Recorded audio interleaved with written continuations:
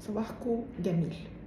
النهارده هبتدي أول فيديو على كتاب أبي الذي أكرهه بتاع دكتور عماد رشاد. أنا بصراحة مكنتش قريته قبل كده و وبقراه دلوقتي علشان أناقشه معاكم. بصراحة المقدمة قوية جدا جدا، ومش هينفع اتكلم فيها كده من غير ما اقراها. انا هحطها على الكمبيوتر مش كده لما ببص قدامي، فهقرا لكم المقدمه وعلى الاقل الحتت اللي علقت معايا جدا، وبعدين هناقشكم فيها. المقدمه: عندما تقول نصف المجتمع سيء سيسخط الجميع، بينما لو قلت نصف المجتمع جيد سيحتفون بك، مع ان العبارتين بمعنى واحد. جورج برنارد شو. انا اعتقد هو هنا قصده طبعا دكتور عماد ان الناس لما بتيجي تتكلم على الناس النرجسيه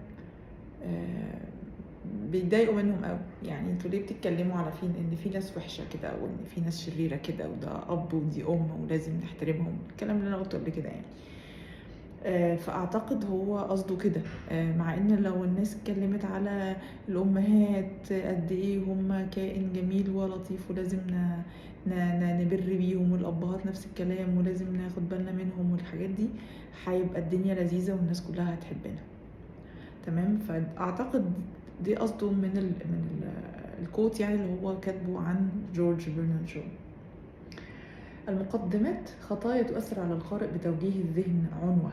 المقدمة سلطة ووصاية، لذا أكرهها، وإنما أذكرها هنا فقط لتعيد إن شرد عن قصد الحكي. هذه الحروف لا تحمل غرض التعميم، ولا تتحدث عن الأبوة في مطلقها، ولا الأمومة بشمولها. لا نتحدث عن آباء بذلوا ما بوسعهم في الرعاية والاعتناء، ولا أمهات قدمنا الاستطاعة في القيام على أولادهن. لا هقف هنا. لا المقدمة خطيرة، مش هينفع أفوت فيها حاجة. دكتور جامعي في علم النفس، وده كتابه واللي أنا بقراه كلامه. يعني أما بنتكلم هنا عن النرجسية ما بنتكلمش عن الآباء الصالحين ولا الأمهات الحانيات اللطيفات اللي يستاهلوا مننا الحب والرعاية وإن احنا نديهم على قد ما ادونا خالص. ما بنتكلمش عن دول، أصل دول مش محتاجين حد يتكلم عنهم. دول جزائهم الجميل عند ربنا. الأم والأب الكويسين، الأم والأب السويين اللي هنعرف دلوقتي تعرفهم برضو. مش انا اللي هتكلم، يعني ممكن حد تاني يتكلم عنهم، بس هنتكلم نقول ايه غير شكر ليهم. شكرا ان انتوا قدرتوا تعملوا اللي تقدروا عليه، ان انتوا تبقوا اسوية وتربوا ولاد اسوية على قد ما قدرتوا. شكرا ان انتوا بديتوا الحنية على الاسوأ. شكرا ان انتوا غلطتوا واعترفتوا. شكرا ان انتوا ما قلهتوش نفسكم وما توقعتوش ان انتوا ما غلطتوش طول حياتكم، وان المفروض ان ما حدش يطلع لكم غلطه. شكرا. انما تتحدث الحروف، لانه بيتكلم عن الحروف في الاول، هذه الحروف، انما تتحدث عن المرض الذي قد يصيب الاب فيصنع منه وحشا كاسرا، او الام فيصنع منها تجسيدا للاذى. نتحدث عن اولئك الذين اساءوا او اذوا ولم يستطيعوا أن يقدموا أبسط الاحتياجات، المحبة. فاحنا بنتكلم على الناس اللي قسوتهم تعدت حدود التربية الحازمة. الأب اللي بقى قلب وحش، والأم اللي معرفتش تحب، مع إن دي طبيعتها، المفروض دي فطرتها. فهي ما عملتش فطرتها، فاكيد هي عملت مجهود جبار علشان تبقى ضد الفطره. تمام. خليكم معايا بقى عشان الكلام هنا موزون ومش جاي من العبد الفقير الى الله. انا ده جاي من حد ذو حيثيه بصراحه جدا يعني. طيب، الإساءة لا تعني الأخطاء. خلينا نفرق كويس جدا بين إن شخص مسيء وشخص مخطئ. كلنا خطائين وكلنا هنعمل غلطات وكلنا غلطنا مع أولادنا ولسه هنغلط، بس في فرق بين إني أخطأ وإني أسيء. تمام؟ الإساءة لا تعني الأخطاء، فلا يوجد أب بلا أخطاء ولا أم كاملة، وتلك حقيقة. فلا يكون الكتاب مدعاة لقلق الآباء الذين يحاولون ولا الأمهات الواعيات بأفعالهن. هتلاقوني اتأثرت عادي، عدوا. فإن ما يغني هو فقط أبوة جيدة بما يكفي، وأمومة جيدة بما يكفي، كما يسميها النفساني العظيم وينيكوت good enough mothering.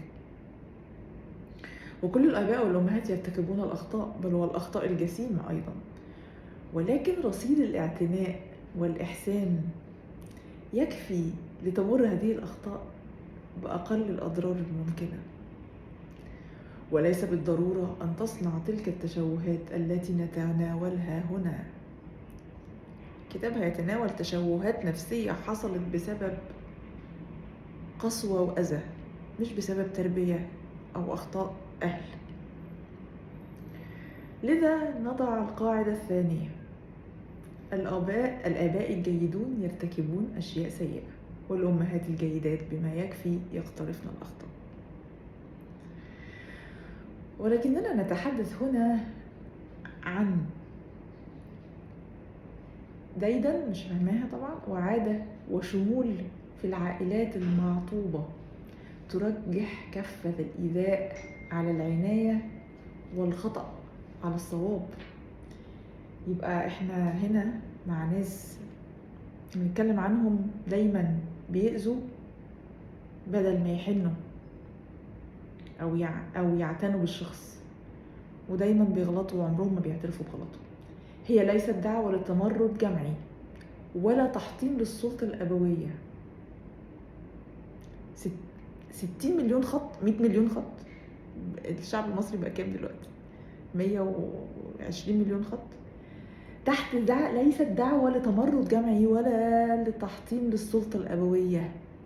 احنا مش بندعو للمقاطعة الأهالي السوية، احنا مش بندعو لتمرد على الأهل ولا على التربية، ولا بندعو المجتمع مش متربي. بالعكس، احنا نفسنا في مجتمع سوي ومتربي، نفسنا والله.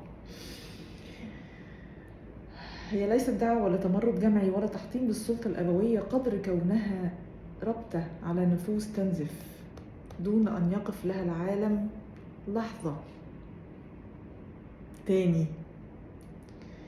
هي ليست دعوة لتمرد جمعي ولا تحطيم للسلطة الأبوية قدر كونها ربطة على نفوس تنزف دون أن يقف لها العالم لحظة ليقول لها: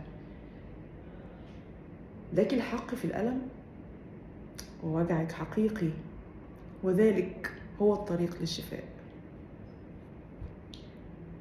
هو أنا لو هكتب شرح لشغلي كله على اليوتيوب وفيديوهاتي مش هيجي أحلى ولا أجمل من الجملة دي.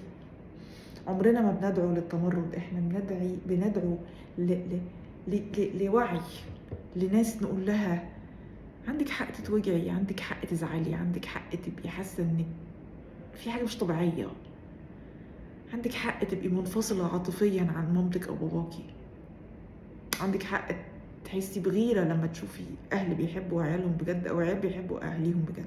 عندك حق، عندك حق، ووجعك حقيقي، وهذلك هو الطريق للشفاء. أكيد الكتاب بقيته فيه طرق للتعافي. أنا هنا في قناة يمكن بكتفي بإني أعمل طريق الوعي، أفتح طريق الوعي، ويمكن بعد كده إن شاء الله ربنا يكرمني بمعلومات إن أنا أقول التعافي بالظبط ممكن يبقى إزاي. هو بعد كده دكتور عماد بيقول إن هو هيكمل الكتاب، هيبتدي بقصص ناس عشان يوري أساليب الإيذاء بتاعة الأهالي. هتكلم عن القصص دي، هحكيها في فيديو جاي ان شاء الله، وهنقرا الكتاب مع بعض. اللي لازم يتقري هقراه زي ما هو، واللي ممكن يتشرح هشرحه، واللي ممكن يتحكي هحكيه. واعتقد ان احنا هنستمتع جدا بالرحله دي مع بعض، وهنستفيد كتير من كتابة دكتور عماد. انا قريت له كتاب احببت وغدا قبل كده، خطير خطير. ممكن ابقى اناقشه بعد الكتاب ده، بس انا لقيت الكتاب ده اكتر قربا لقناتي، عشان هو بيناقش بالظبط الاهالي النرجسيين. احببت وغدا الراجل النرجسي في علاقة عاطفية مع الست، بس برضو مهم. خلينا نبقى نتكلم فيه بعدين ان شاء الله. اشوفكم الفيديو الجاي. اكتبوا لي في التعليقات بقى اخبار مقدمة الكتاب ايه معاكم، وانا طريقتي تمام ولا اغيرها بطريقة معينة. قولوا لي تعليقاتكم، عشان دي اول مرة اقرا معاكم حاجة. مش دايما هقرا من اللابتوب، ساعات هقرا من الكتاب حسب انا موجودة فين، بس احب دايما اعرف رأيكم البناء وتعليقاتكم اللي دايما بتفيدني. اشوفكم الفيديو الجاي. كان معاكم ماجي حرفوش. باي.